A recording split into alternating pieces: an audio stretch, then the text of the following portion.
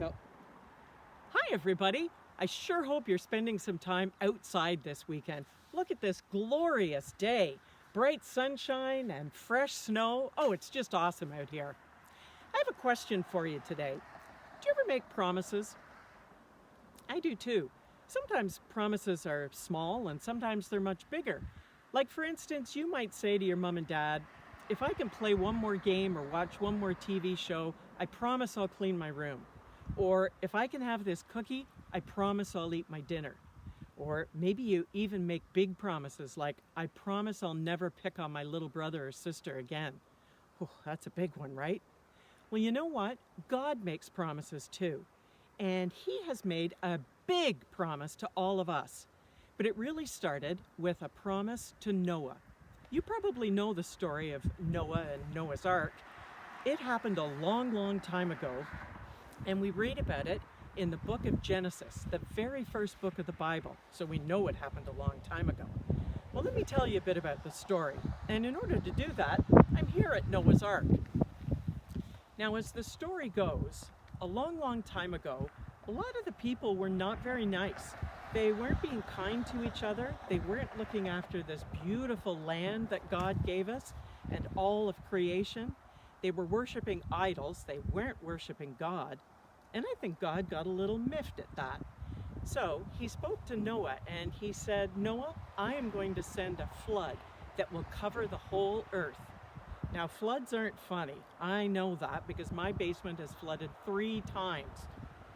And I know Maxim and Tiana have had a flood at their house a few springs ago. It's not nice. But imagine the whole world underwater. That would not be fun. Well, anyway, Noah was a very good man. And so God chose him and made him a promise. He said, Noah, here's what I want you to do. I want you to build an ark. I want you to take your family aboard the ark. And I want you to take all the animals on the ark too. Every species you can find, all the birds and the insects and all these wonderful creatures. And actually, he said, I don't just want you to take one, I want you to take 2 of every one of them.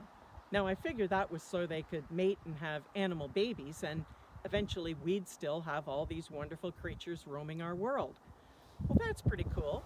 So Noah did just that. And do you know what happened?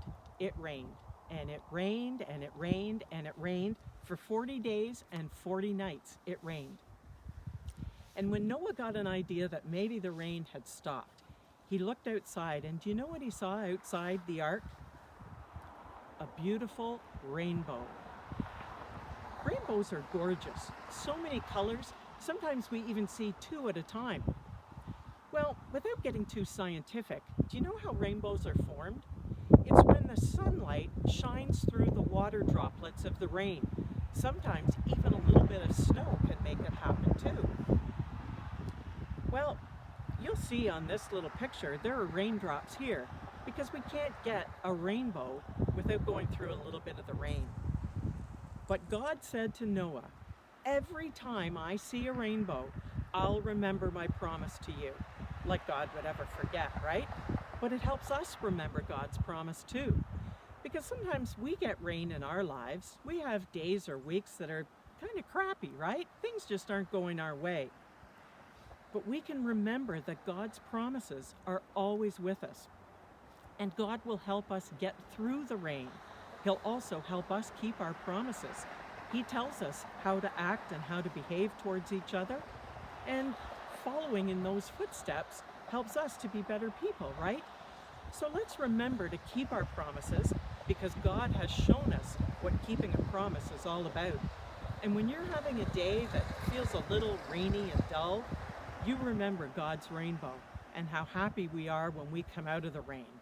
Have a great day, my friends. We'll see you next week. Bye-bye.